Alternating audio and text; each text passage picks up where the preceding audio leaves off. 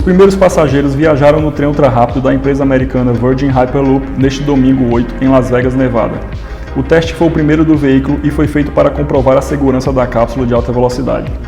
O sistema de transporte a vácuo do Hyperloop, batizado de Pegasus, usa uma levitação magnética para permitir uma viagem quase silenciosa.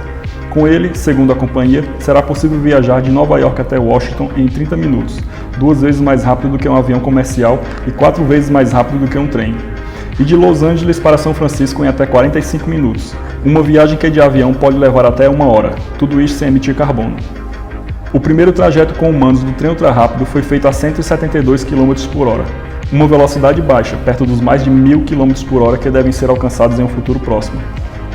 O diretor de tecnologia da Virgin, Josh Giggle, e a líder de experiência do usuário, Sarah Lukian, foram os primeiros a testar o veículo futurista.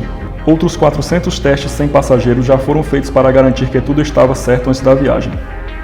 O objetivo da empresa é conseguir um certificado de segurança até 2025 para que as operações comerciais do Pegasus comecem em 2030.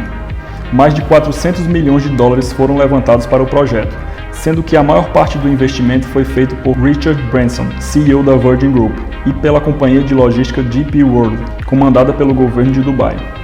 Outras companhias também estão na corrida por um Hyperloop para chamar de seu. É o caso da SpaceX, do fundador da fabricante de carros Tesla, Elon Musk. Em 2013, Musk apresentou a ideia de um trem ultra-rápido que combinaria a levitação magnética com tubos de pressão baixa. Da ideia do bilionário veio a fundação das empresas Hyperloop Transportation Technologies e Hyperloop One.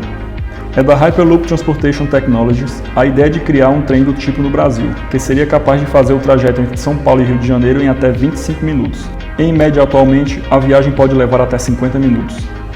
A ideia do Hyperloop é reproduzir em solo as mesmas condições encontradas pelos aviões na altitude.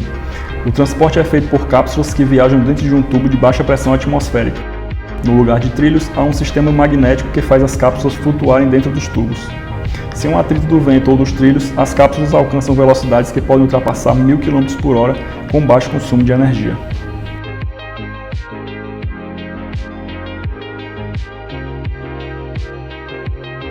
Se gostou desta matéria, não deixe de conferir a playlist de robótica do canal Alternativa Play.